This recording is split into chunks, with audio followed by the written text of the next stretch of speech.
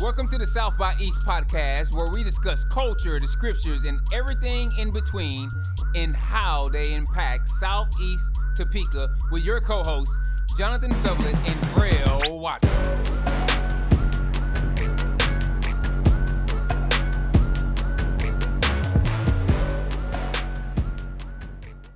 Welcome to another episode of South by East, where we discuss the scriptures, culture, and everything in between. Yes, sir. I am your co-host, Jonathan Sublett. And I am your co-host, Braille Watson, and we are so excited to be back with you today for episode 6.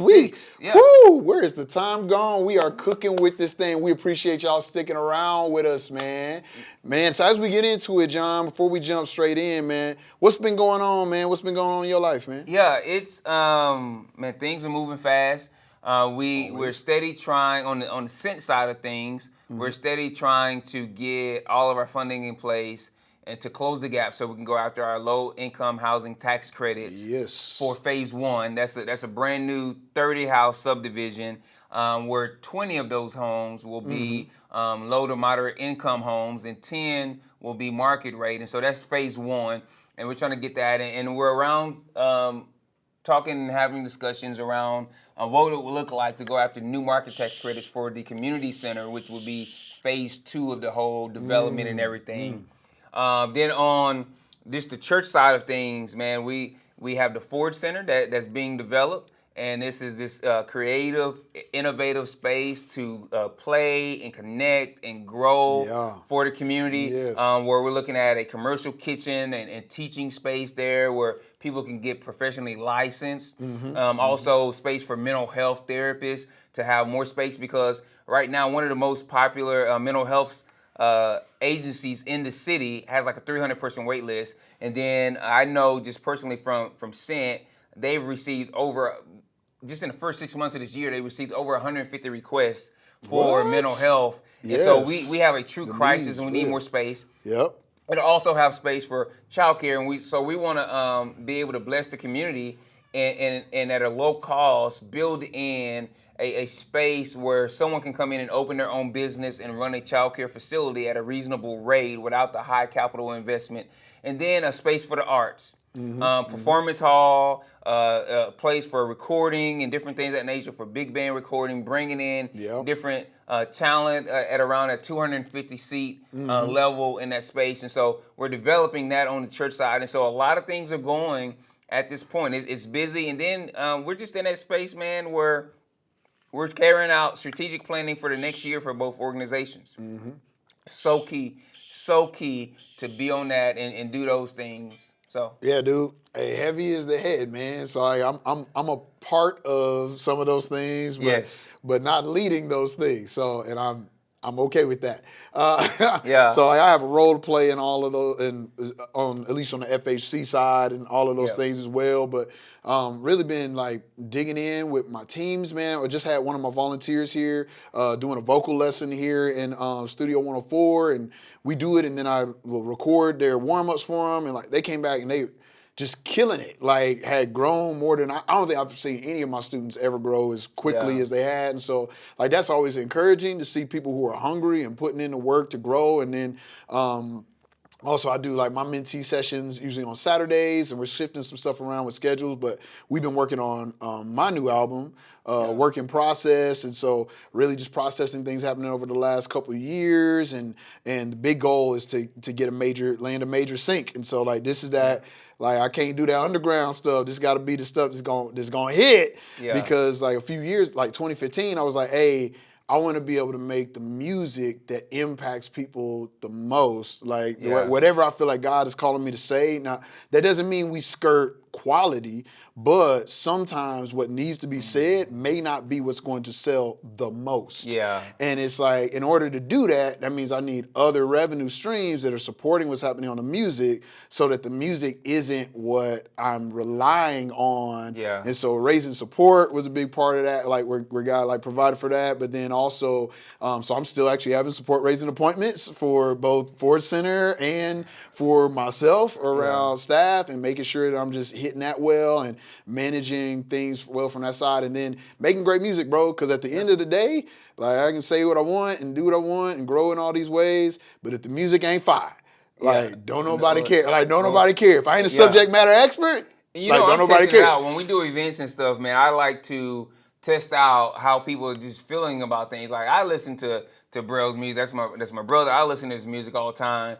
But I like to like throw it out there in between some different things I know are going to jump off at an event to see how people feel it, and just to see, because I believe sometimes we use the title Christian as a supplement for bad art. Come on, man. And I think bad products in general. Yeah, and I think bad art harms all. Yeah. And so it's one of those deals where I think it's so important. But then we didn't even talk about, man, the Bridge Builders program that both of us are working on. At this point, by the time that this episode drops in October, we'll be only a couple of months away from launching an investment club for youth right here in the Hi-Crest community. And so we've been doing a lot of research and work on that to get that jumped off in the new year. And so that's just one of those, that's another one of those things that are kind of cooking, that we're involving in what we do in this holistic approach to community development and how we're going forward. And like you said, man, this is some work, brother, that a lot of people don't recognize all the time how heavy it is. Yeah, man. Come on. And I came in sucking wind too, because it's like you also have to grow and take advantage of great opportunities. So like we got birthdays about a week apart, right? Like a week or two apart, and it's like the church was able to get us some tickets for our birthday as a birthday gift to see Maverick City and Kirk Franklin. And it was an amazing experience, but also as a worship leader, as a worship pastor, I'm there taking notes, right? As a performer in the secular space, I'm there taking notes, right? And so it's an opportunity to see. Last night, John said, like, hey, we saw the Super Bowl for this area. Like, it was some of the best in the world we really saw some of the best in the world laying it down. And I had a conversation this morning with somebody who's thinking about rolling on to one of my teams and working with the youth, and they were like, man, Maverick City is just pushing the bounds as far as crossing over between like the black Christian space and the evangelical, the white evangelical space, and causing, breaking down these divides. And I had to school them on just some other people in the past who have also done that. But it was interesting to me to think on that lines of like, so bro, that bothers me in so many ways. So here's the deal. I saw when Maverick City, when the Kingdom Tour hit Mississippi, there was a person who went on Twitter and made a post that said, if anybody was at the Kirk Franklin Maverick City concert last night and saw all these different people of different races and everything singing, then there's no way they could believe that racism exists in Mississippi anymore. Yikes. Hot take. And I'm like, we would never say that because a woman exists in the church that misogyny also doesn't exist in the church. Misogyny couldn't exist in the church unless a woman was there to be treated. I was like, that goes into where we're at today. That goes into our topic today, man, that bridges us over and goes into those things. We're calling this episode Progressively Stuck. Right. And what's killing our progress. And let me tell you where I'm at. Like today when you're watching this, we're about, we're not too far out from the November election. And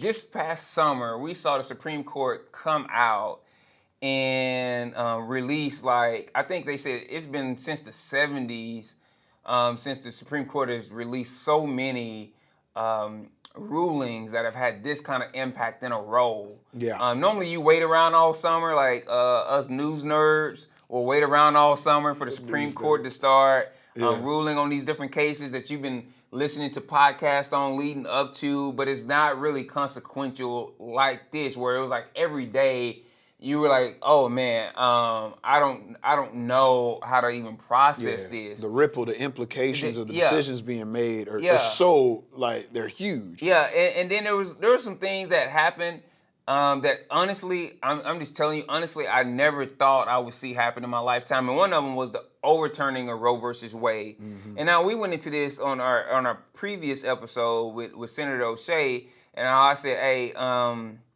whole life. Right. And that's why even in the August election period, they were like, hey, you're not really signed up for either party, different things of that nature. And because I'm whole life, you take a different stance on some different things. You say, man, I value all life because I believe a moral society values all life, and a just society protects all life. That's from the point of conception all the way through eternity. Right. I believe, man, we should be resourcing and want to see people flourish, whether they believe and live like we do or not. That's what it means for me to be whole life. I really don't like the terms pro-life, pro-choice. I don't. I don't like to follow in those camps. It's just probably part of my rebelliousness.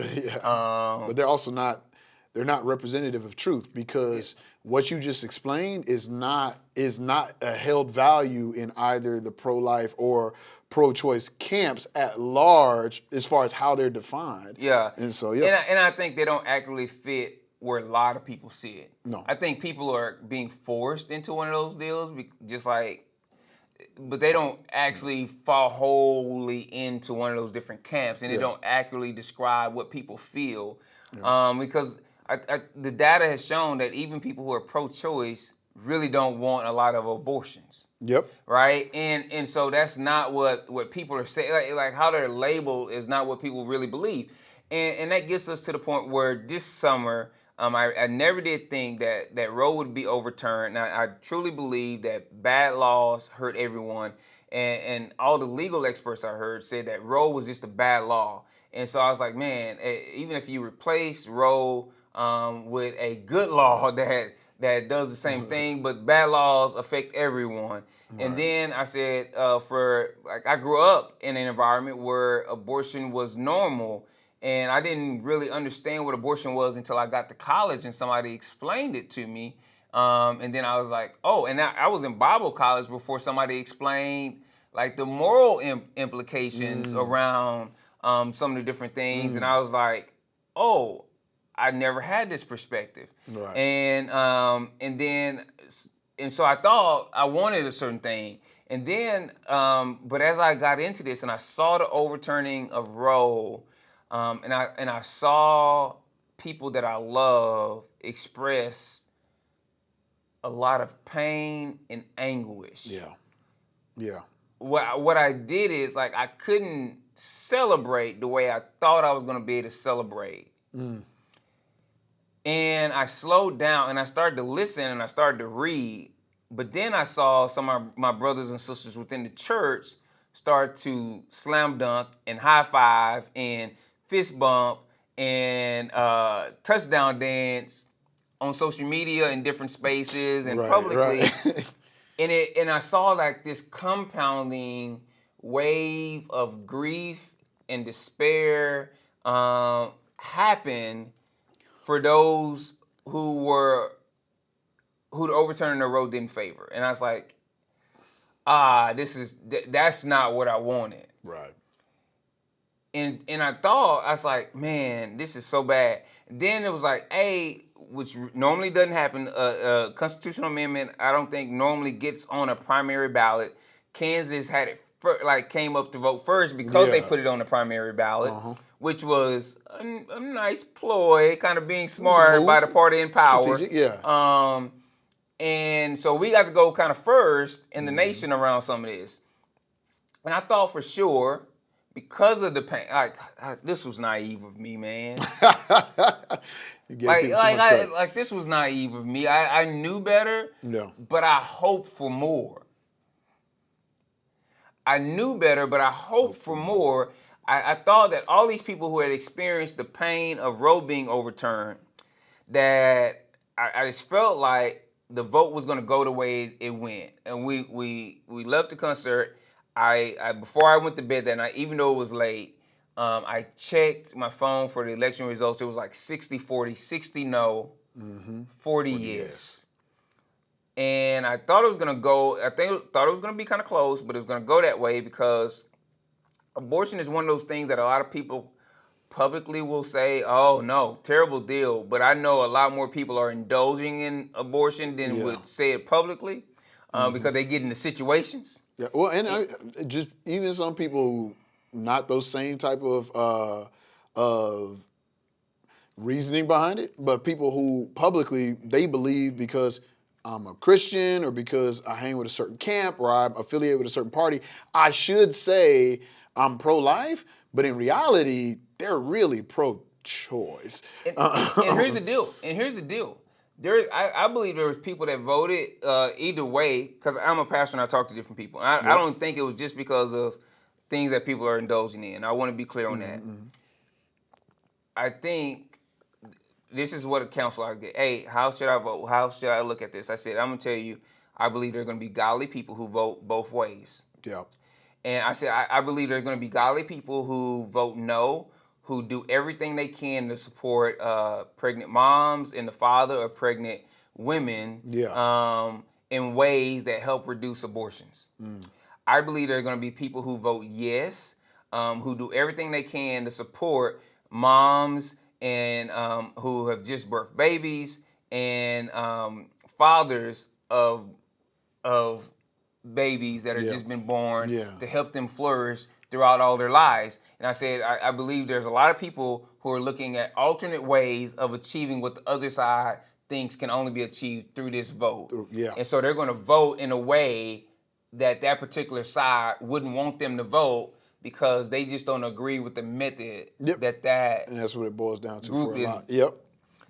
But the vote came out 60-40, and I went on social media to find results, and I really couldn't find the election results because all I saw was fist bumping and high fiving and slam dunking and touchdown dancing by those who had just a few weeks earlier been expressing pain and anguish and distraught. Yeah. And it saddened me. And we named this Progressively Stuck because in that moment I said, we haven't learned anything. I remember going through the 2016 election, being in 2015, going through that process and seeing the angst and pain in the community, in certain parts of our community. Yeah. And then when we got to the point of this recent 2020 election, seeing the opposite side act in the same way. And I'm like, man, we're not learning anything. And it seems like all we have the capacity to do as a community, as a society, is inflict harm and pain on one another. And I'm like, man, we are handicapping ourselves. One, it's this article. I'm going to share this with you. I'm going to go into this, and then we're going to come back from the break and discuss this. There was an article written in NPR earlier in 2022 that talks about the big sort. Americans are moving to areas that align more with them politically. And here's what the article says. It says that America is growing more geographically polarized. Red zip codes are getting redder, and blue zip codes are becoming bluer. People are appearing to be sorting. Political scientists said that the analysis shows that super landslide counties have grown over time. That's of the nation's 3,143 counties, the number of super landslide counties where a presidential candidate won at least 80% of the vote has jumped from 6% in 2004 to 22% in 2020. Whoa. Man, and when they see that people move, the things that they're saying when they move, they're saying that people are moving in search of the promised land. They see themselves, the people who move, say they're seeing themselves as the cavalry, as the savior of these areas that they're moving to. And they believe if they don't run for office, if they don't get on the school board, if they're not the people in power, then all would be lost. They'll lose their place in this world. And then when they say what they've seen is when they get with these like-minded people in these areas, they begin to group together to have rallies where they just talk about how great their political representative is. And I said, fam, this is troubling because this sounds like what the church is supposed to be, where we have found our place, where we have our place. We're supposed to be showing this alternate city within a city, how we're supposed to get together on a regular basis, however regular it is for your church, on a regular basis, both large and smaller gatherings to talk about our representative, Jesus Christ. Right. But we're seeing that with political stuff. We're seeing that instead of Jesus Christ being the Savior, we're seeing that people are seeing themselves as the Savior. They're seeing this world as the promised land. They're seeing like their whole inheritance being here. And it says, while social scientists and journalists may fret over this political segregation, for people changing zip codes to be closer to their own tribe, it's kind of a deliverance. They're looking at homogeneity as deliverance, where the scriptures describe diversity being a sign of our ultimate deliverance in the future. Wait, you saying you want Gentiles to get the gospel? You saying you want Democrats to get saved? How? You saying you want So then it says this, the guy who wrote this book back in 2008, I believe, it's called The Big Sort, Why the Clustering of Like-Minded Americans is Tearing Us Apart, says this: groups of like-minded people tend to become more extreme over time in the way that they're like-minded. He's saying that when you don't have diversity of thought in your groups, in your churches, in your communities, in your workplaces, a group that didn't start as extreme become more extreme over time because there's nothing to give an adverse perspective that causes you to check yourself or the group to check itself on the rails that is running. And then he says that, man, this sorting has gotten more intense over the 14 years since he wrote that book. And it got to the point, even people caught up in this are saying something might not be right. The mother of one family who moved from a primarily red area to a more blue area said this after moving to a place that more favored their political standpoint. After moving to a place where it was more comfortable because they were not getting kind of antagonized the way they were in the previous place. She said, I'm not sure that it's super healthy for us to be completely putting ourselves in a box and saying, I'm going to be with the blue people because they think exactly like me. We need to be able to communicate with each other even if we don't fully agree with each other. She expressed missing having their ideas challenged and engaging with the other side. And on the other hand, she expressed the comfort of being in the majority culture. And I believe that's what all of us face. We know we need to be challenged. Nope. Whether it's on our gender, whether it's on our doctrine, our theological doctrine. It is good to be challenged on your theological doctrine. If your theology can't be challenged, then you don't really own your theology. Come on. And you grow to, I mean, we say this with the American economy, right? Like, if we have strong businesses moving in a way that causes the market to raise its standard, then that's good for everybody. Competition is good for everybody because it produces the best products. I mean, even as a musician, man, like, I used to be I love my music, but I was real insecure about it. I wouldn't let people hear it until it was finished. And what I didn't realize was that the reason I did that is because I felt like I had everything that was needed to make it the best. And when I'm done with it, then it's gonna be perfect. And what I found was when I let people hear my music, any critiques they had fell on deaf ears because I was like, no. I spent like 20 hours on this. Like, you don't understand. You just don't get it yet. Once you spend 20 hours listening to it, you'll know how great it is.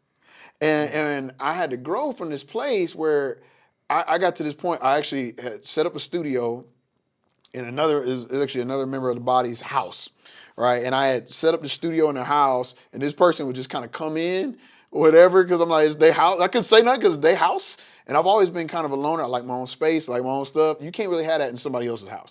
No. And so, so it's like they would come in, and I was like, man, this annoys me. But also, I see this person in their life, they always allow themselves to be interrupted, and it usually leads to something great. And so I was like, I want to do the same thing. And so I started actually inviting them in. Hey, I have an idea.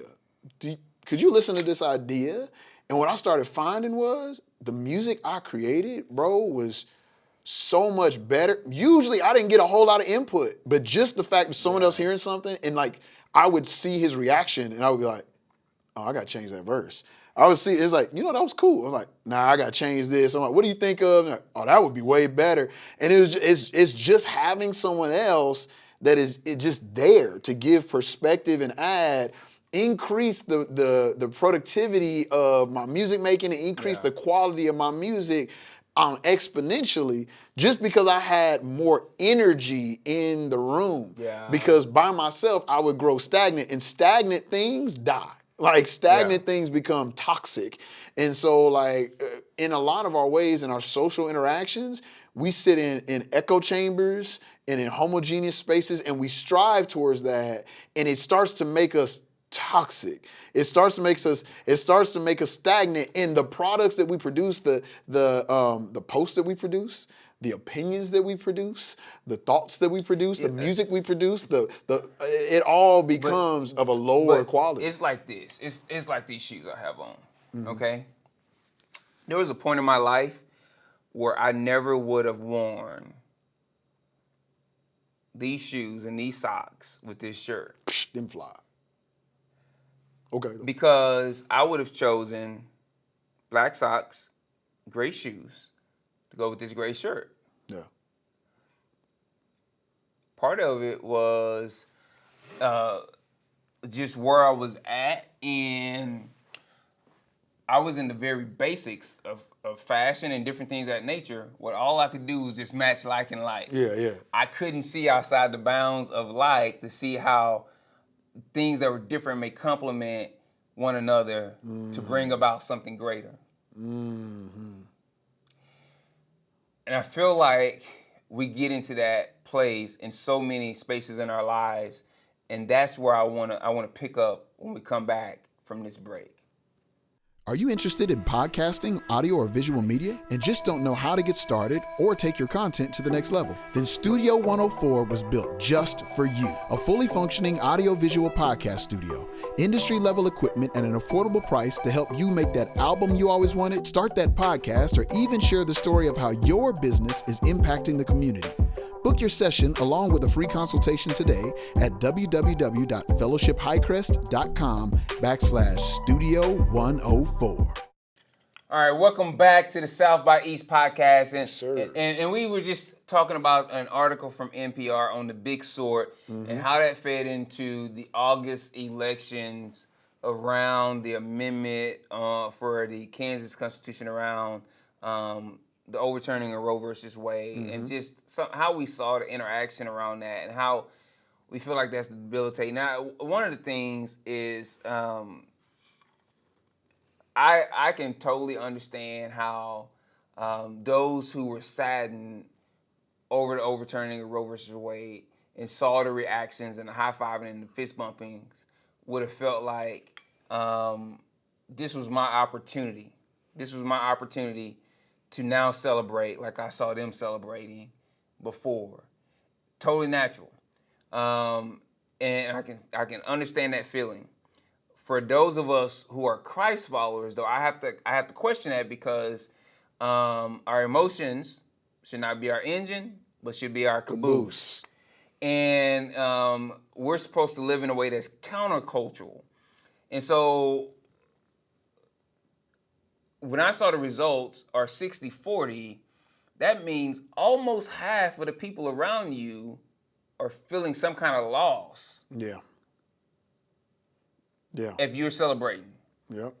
And so you have to ask yourself, man, I can be happy about this outcome, but do I want to do it in a way that inflicts more pain because I know the pain that I've experienced? Bro, and here's the dizzle, man. In a lot of cases, people don't care. And I'm going to tell you one of the reasons why I think they don't care. And this is really a through line throughout this whole thing.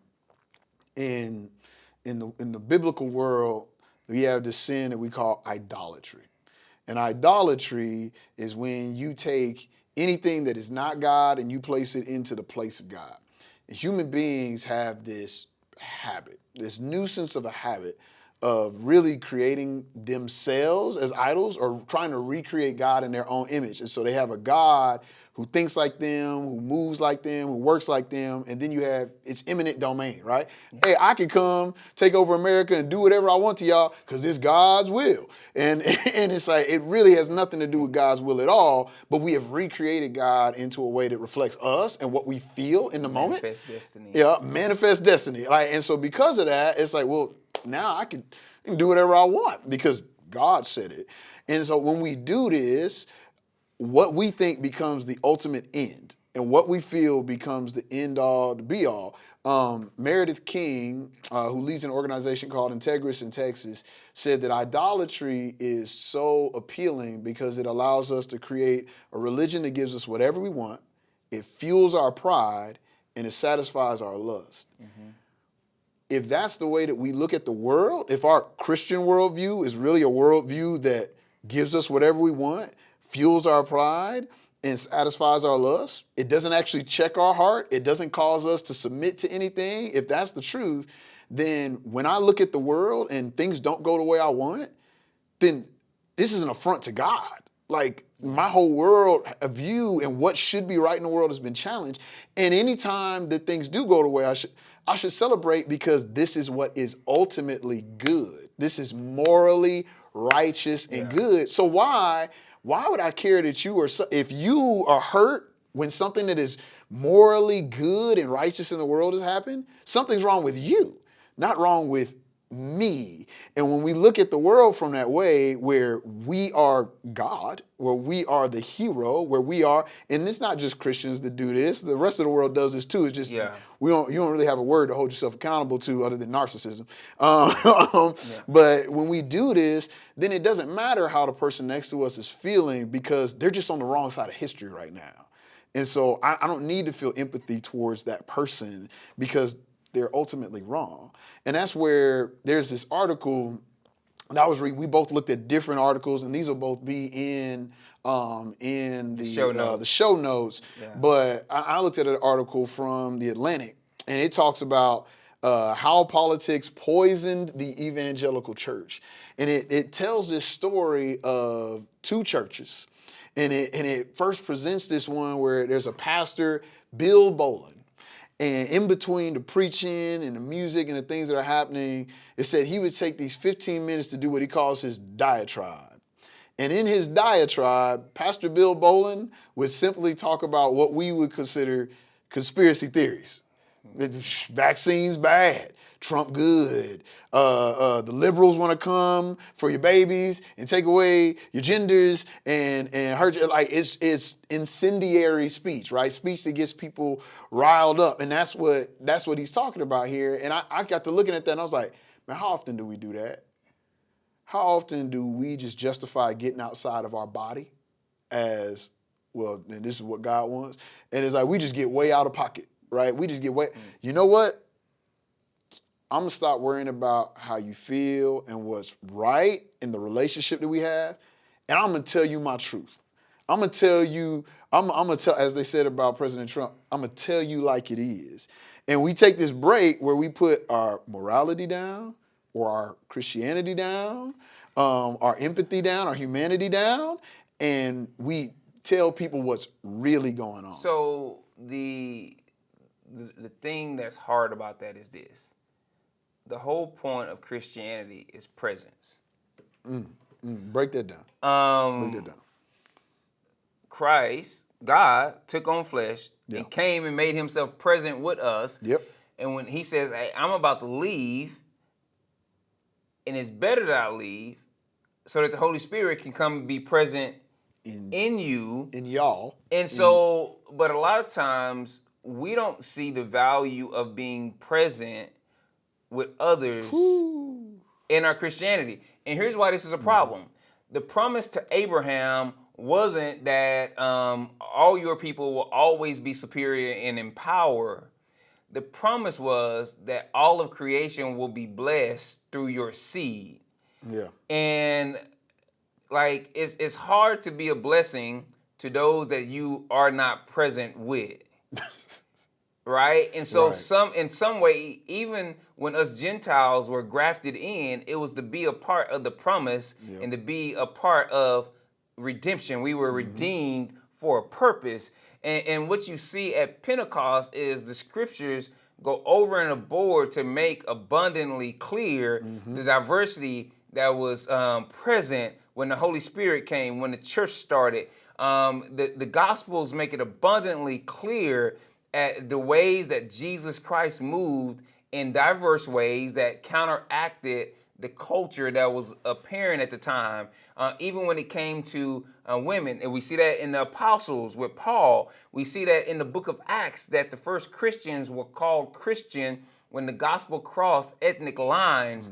We see that with Philip and the Ethiopian eunuch. The Gospel of Mark was really a gospel written to the continent of Africa. We see it portrayed in the book of Revelation when it talks about who's going to worship around the throne. And when it speaks about the fruit on the tree of healing, on the tree of life at the end of the book. There's diversity in the fruit on the tree even. And so somehow, even in the healing of disabled people, even in the praise of those that are disabled, because it was better to not have your hand and to not have your eye than to continue sinning and going to hell. We see this diversity along the way. We see also in the Old Testament, it's not just the New Testament, where he says, if the foreigner walks along you, he made space for diversity in that. And for some reason, we have chosen comfort over presence. The doors of the church are open. The doors of the church are open. We can go. No, I'm joking with you. No, I just think like, man, like we have chosen, like there was nothing that Jesus Christ did that showed this value for comfort over being present. Because it was not comfortable for him to be present. It was more important, like even in the methods that he chose, I believe that's part of the reason he didn't choose to do like mass evangelism, concerts like Billy Graham. Like, man, he chose these personal interactions, this presence with these 12 guys. And we know it was more than that, kind of in the whole group that followed him, different things of that nature. Like the whole point of the Exodus in the cloud by day and the pillar of fire by night was presence.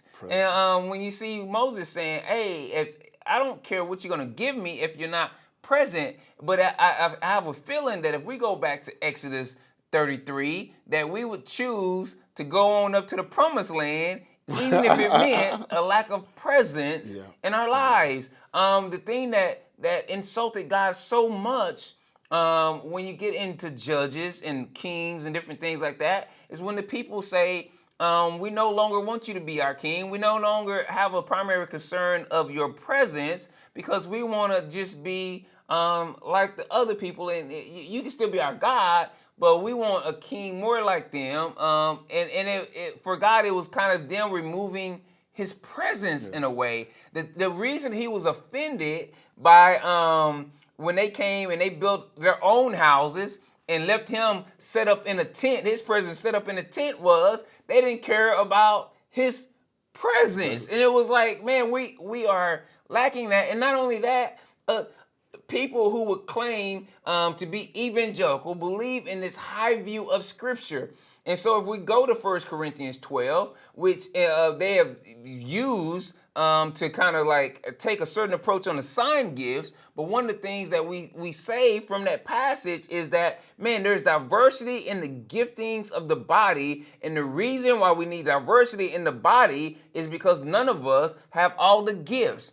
And if we ever stop functioning with diversity in the body, then we become less than what God has called us to be, because we are lacking some of the things that he has given us to fulfill the mission in which he has given charge for us to do. Yeah.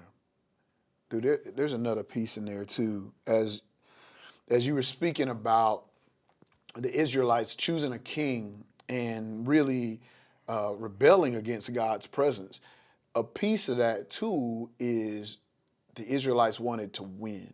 What do I mean by that? 1 Samuel, I believe actually 1 Samuel 5. I was actually just looking at this earlier.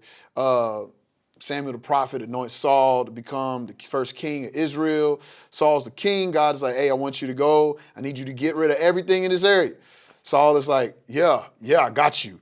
Goes up there, eliminates everything that he doesn't like, takes back all the stuff he likes. Samuel comes up, it's like, hey, you done sinned against God. What's wrong with you? He done made you the king. Like, you that insecure? Like, what's wrong with you? He's like, what you mean? I did exactly what God said. He's like, why I here beating sheep? Why I here bleeding sheep? What are you doing? And he's like, oh, I was gonna sacrifice that to God. Oh, that was a birthday present for you. We feel like we can help God. Yeah, and it's like having a strong military. God was like, hey, I don't want y'all to have a big military. What the Israelites do, man, we got to take censuses. We got to have the biggest military. We got to have more.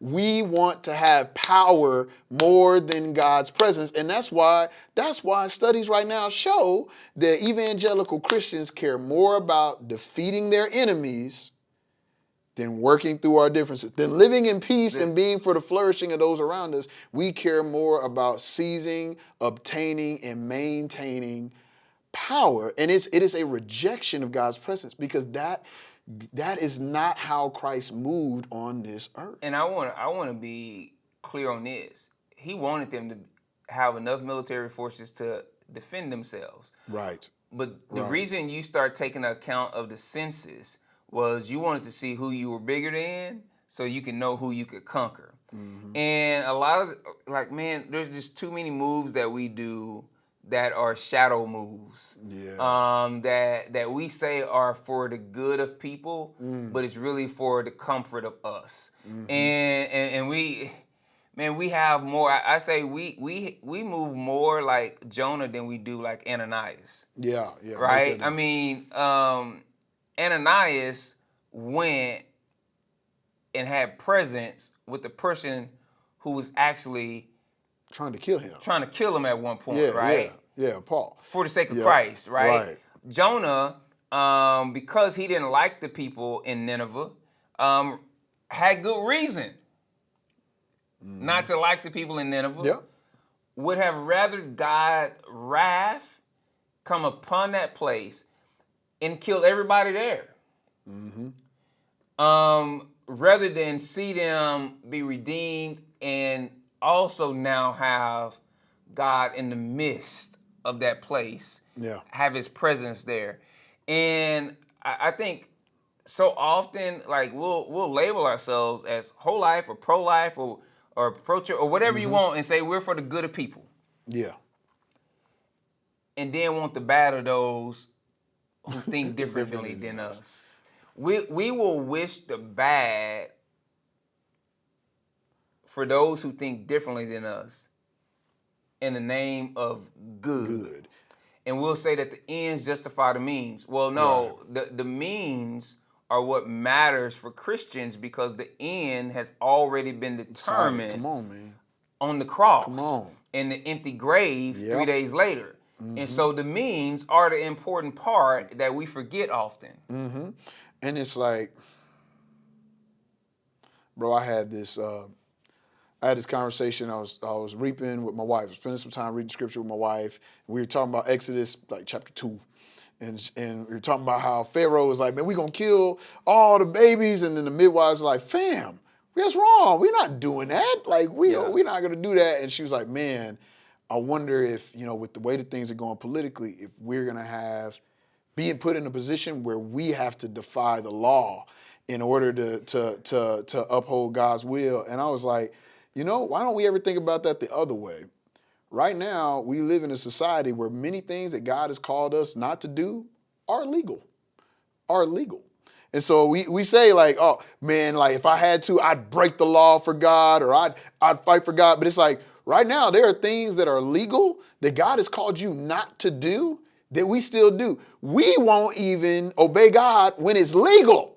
We won't even obey God. Scripture tells us that when we are the oppressed, 1 Peter is speaking to the oppressed. 1 Peter says, when you're the oppressed, here's how you should act. You should always act in the good of those, even those who are oppressing you, even your slave owners. That's what he's telling these particular people in the Jewish diaspora at this time, right? You should be acting in a way to where you are above reproach. You're being seen as good, right? You're being seen as good. And if they hate on you, if they give you extra lashes and they treat you poorly, don't worry about that, because your reward comes from Christ. You continue to follow Christ and always be ready to give a defense for your faith, but do it with gentleness and respect. Command in God's word.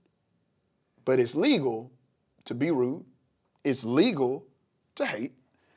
So we choose to do what we want to do and put ourselves in direct rebellion to God. If do you see that? Let me change the message on this this meme that someone sent me that was funny.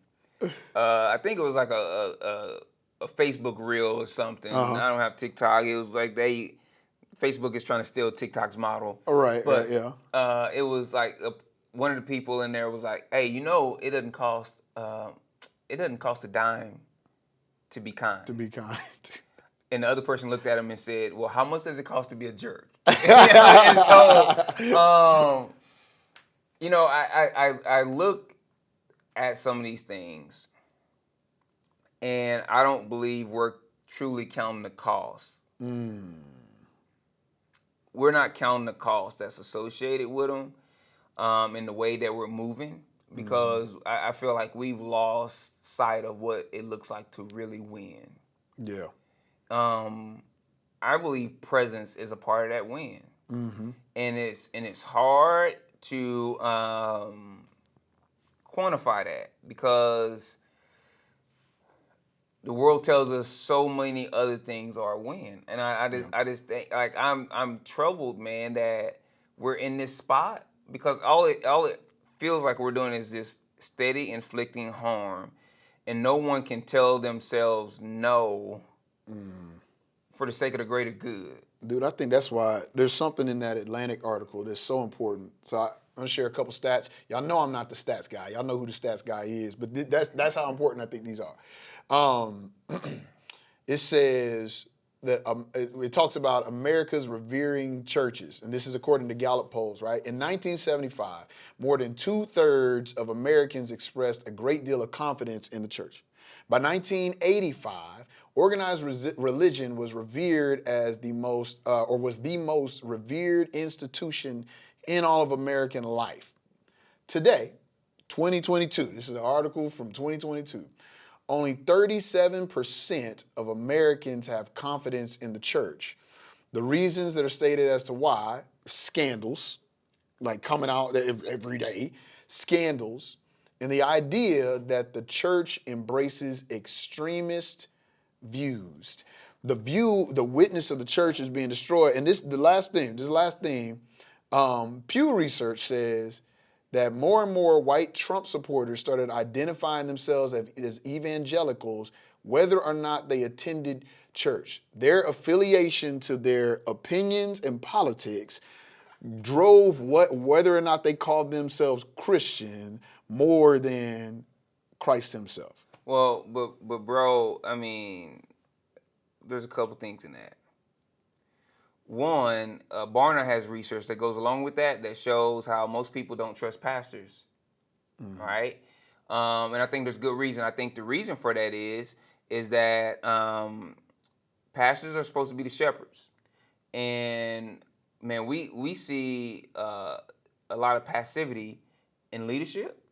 Also in the leadership of our homes, there's just a lot of passivity.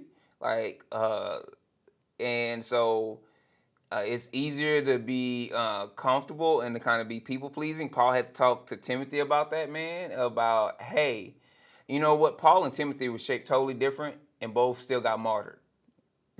you better listen to this. Yeah. And then I want to say this is I want to not put the weight on, because like I understand what that research is saying, and there is this thing where, man, there's this thought of to be evangelical is to be Republican, and there's a problem. But how long has the black culture allowed people to say that they were Christian just because they first of all gave thanks to God at an award show? Hey, if you live, there's a interview where Cat said he was on a Ruslan's channel. He was like, "Hey, I'm black and I'm from the South. So growing up, I thought that automatically made me a Christian. You're a Christian until you say you're not." Bro, or like because you thank God when you signed to your D1 scholarship, and you're like, man, that's not what makes you a Christian. And so it's not, I want to make sure that we're explicit about, it's not just one culture. It's not just one party. It's not just, man, it's some of these things, but it's really on us as believers in the body, because we have allowed that. We have sunken into that and created spaces where it's comfortable to be a cultural Christian and to not really define. And then even in spaces where we see extremist thought or misogynistic thought or racist thought or ableist thought or classist thought or ageist thought, we don't have the diversity a lot of times because we want to be with all the cool college kids, or we want to be. I had this talk with some people I was doing premarital counseling for. I said, this is part of the reason why the church is falling apart, because children's ministries often focus just solely on making this environment fun for kids. Then when you get to youth ministry, the whole focus is on making sure this kid wants to be here rather than out doing whatever else with every other group. So we got to make it as fun as possible. Then they get to college campus, and all the college ministries were focused just on that kid enjoying their experience and being there. And so you have this kid that's involved in college ministries that never really plugs into a local body. Right. And then they graduate, and then they roll into this local church body, and people say, hey, now we want you to start contributing financially. We want you to start serving. We want you to lead others. And we want you to primarily be concerned with other people enjoying their experience. And they say, whoa, time out. Why would I do that? Why would I do that? Why are you changing that? It's never been like that for me in my entire life. Yeah. And so they said they become disenchanted because now you have pulled the rug from under them. Where if they would have been in a multi-generational, multi-ethnic, multi-ability, surrounded, multi-gender, where if they saw a male and female children's church leader co-teach together, not alternate, but co-teach together. If they would have seen male and female co-teach together on the stage on Sunday morning, co-lead worship together, that people of all different ages and music types and different things of this nature, and where it involved them too, because it was also diverse, they would have known that from the beginning I serve, from the beginning I am an active living stone within the place that God inhabits, his people whose lives are centered around the cross in community, and that it's not all about me, because really the scriptures are all about Jesus Christ, and I am not the central figure in this story, so it can never just be about my comfort. I can't go looking for explanation for the circumstances in my life. I have to go looking for the God of the universe and how I draw closer to him. And if I can get that point early in my mind, and in my experience as a part of the body, then it won't be so foreign to me, and I won't be so disenchanted when it's not always about me. But if I don't get introduced to that concept till I'm 22 or 24 or 25 years old, it's going to take the rest of your life to adjust. It's going to take the rest of my life to adjust. Yeah. And I'm going to share this one story, and then we'll take a quick break before we wrap this thing up. On cultural Christianity. I had a friend who spent some time with, great guy. We had a hobby in common. We went out to eat once, and I was just learning more about his story because I was like, man, are you a Christian? I'm not quite sure. And he was like, yeah. I'm a preacher's kid, actually. I was like, oh, really? He's like, yeah. Well, he grew up overseas in a Middle Eastern country. So he's like, hey, where I grew up, he's like, I'm a missionary kid. So like my whole life was on mission. If we told people we were Christians, we could die. So if we tried to share the gospel with somebody and they didn't accept it, they could turn us in and we would die. And so when we shared the gospel with somebody, we shared the gospel with them, knowing what the cost was. And I grew up like that. He's like, but I don't really identify as a Christian here in America because I came here for college. And I was like, why? Why don't you identify as a Christian? He's like, because Christianity ain't real here in America. He's like, what I've experienced is that people hang around other people that claim to be Christians and they believe that's what makes them Christian. Mm-hmm. And they may go to church on Sunday or try to go to church on a certain day, but the rest of their lives, they really live exactly how they want to live and do whatever they want to do. And they have no concern for the scriptures. Not only that, they don't even know the scriptures.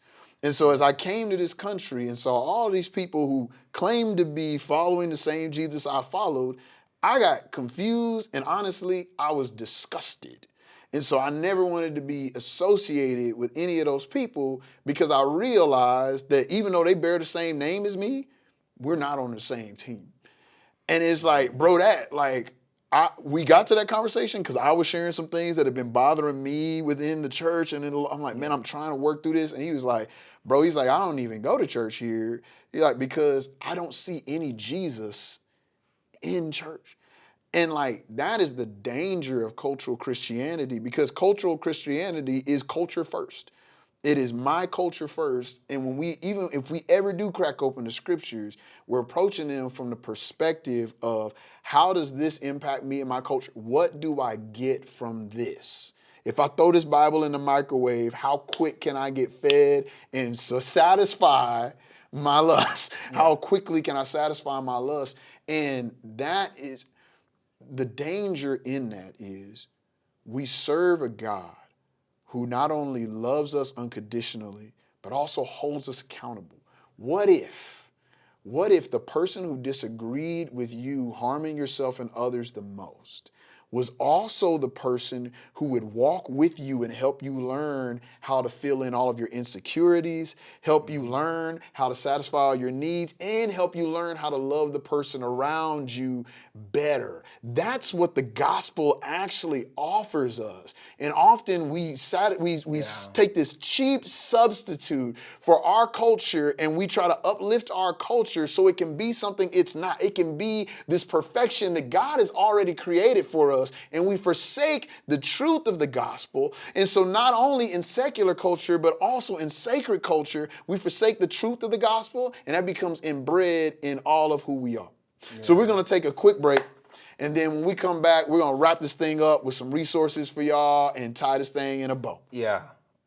Are you interested in podcasting, audio, or visual media and just don't know how to get started or take your content to the next level? Then Studio 104 was built just for you. A fully functioning audio-visual podcast studio, industry-level equipment, and an affordable price to help you make that album you always wanted, start that podcast, or even share the story of how your business is impacting the community.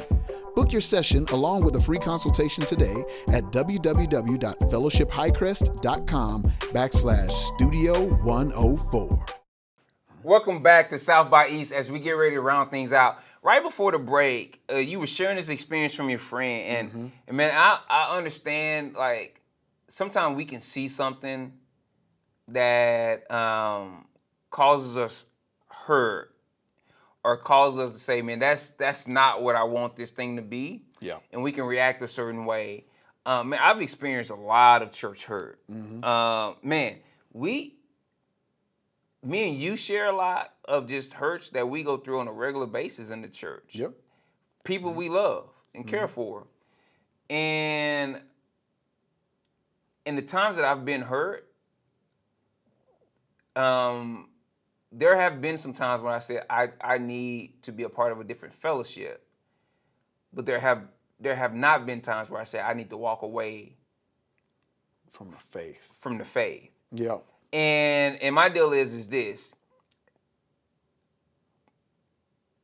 The church has always been a group of people whose lives center around gospel and community. Mm-hmm. And if the scriptures are true and God knows best, then I have to say that that's best for my life. Right.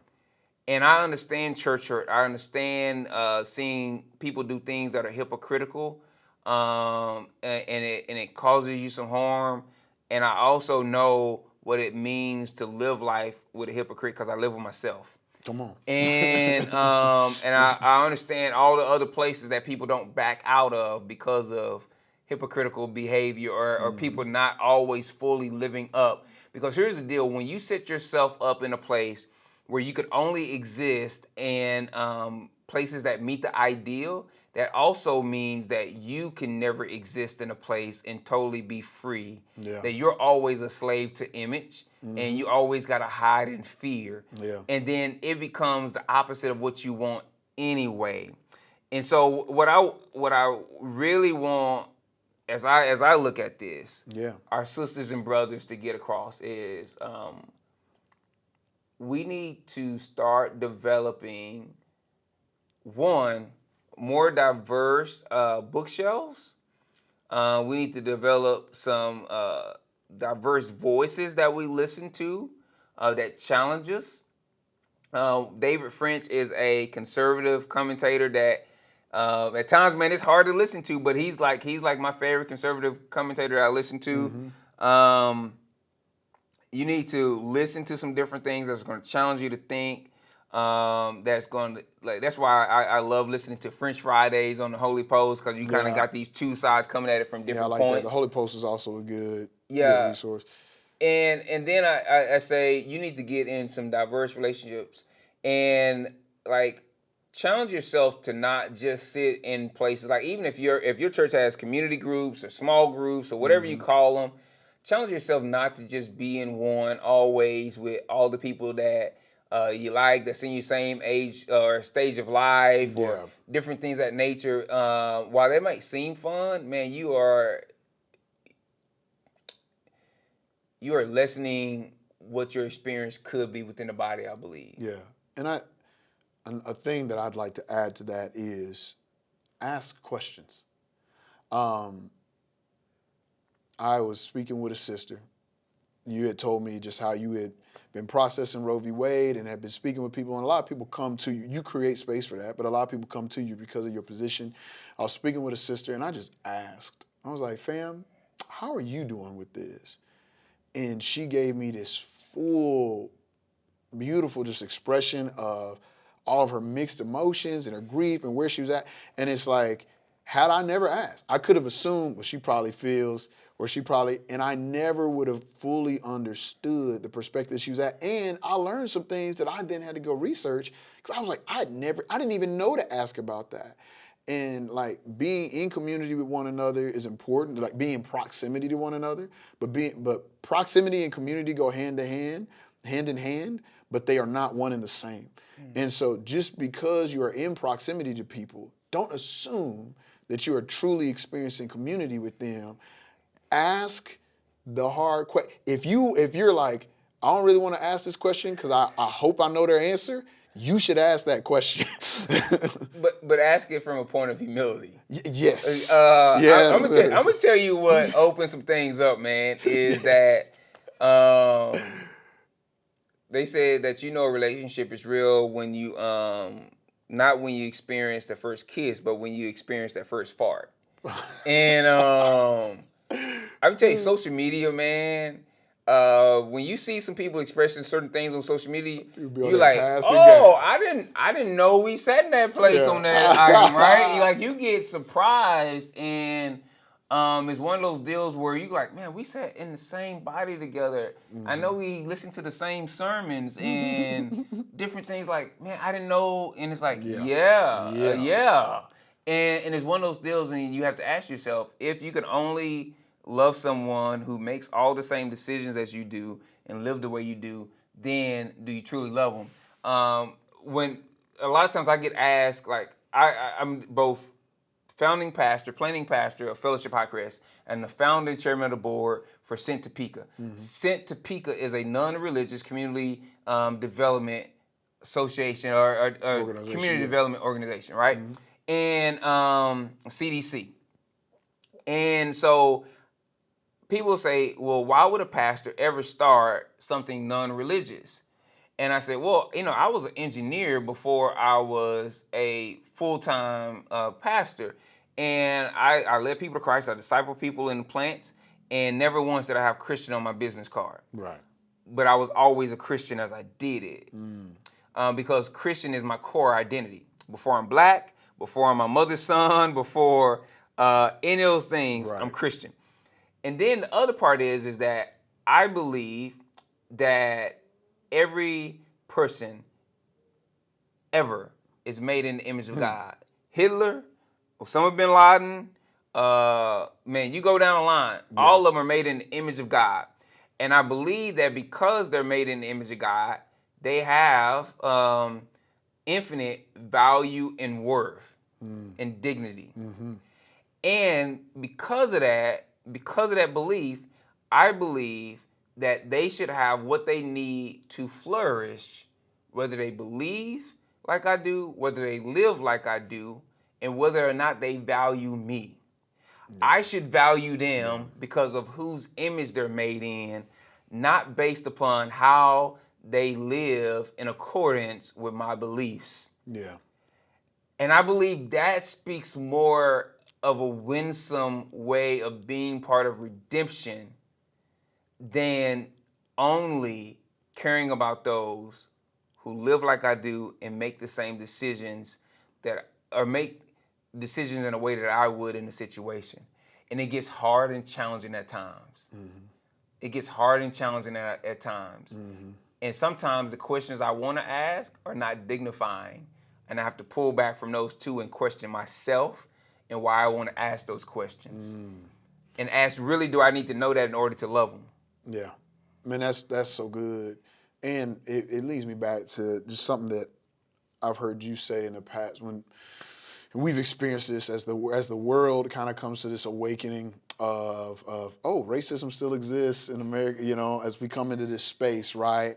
As we come into this space, like we see so many people who have come forward and they're like, hey, I want to ask all my black friends about what it means to be black in America, right? They're like, they want to ask those questions. And something I saw that I liked that you did was you responded to them in love, and also you pointed them towards resources where they could go learn for themselves. Yeah. And I think to help, because some people are like, well, how do I know if I'm not being dignified? If there's something that you really want to know, we live in the age of the internet. Sometimes the best thing to do is to ask for a resource, especially if you think, man, we might have a very differing opinion. Like asking for a resource to learn and to be educated and not putting the weight on that person of trying to convince you or to convert you to their side, but being like, hey, I want to show genuine interest in where you are, even though we sit somewhere different. Is there a way that I can grow? Yeah, man, let me give you a couple of resources and books that I think are just highly valuable in this walk. And as you said, I love reading. One of the most recent books that I want to point you to is a book called My Body Is Not a Prayer Request. And it's just about disability dignity in the church. Another book by Ibram Kendi is called Stamped from the Beginning. That kind of just gives a history of just racist thoughts in America. And I think it's like one of the primary books you should read on this. Jamar Tisby's book, The Color of Compromise, is really good. This Unity in Christ is another book that's really good. The Church of Us versus Them are books that I would recommend as a part of your reading. The Dignity Revolution is a book that's going to be different. And then there's a book called Dear America by Jose Vargas, just the story of an immigrant coming in, somebody who is on DACA. That was highly enlightening on the topic of that. And so those are just a couple of resources that if you want to start, I would recommend those places. We're going to have, like Bro said, we're going to link to the articles that we read around this today. Man, we thank you for joining us for another episode of South by East. And on this episode in particular, Progressively Stuck, what is keeping us from achieving the things we want to see in our communities? And so I hope that we see you again in 2 weeks. Be back in the same place at the intersection of South by East. Have a good one. Let's go.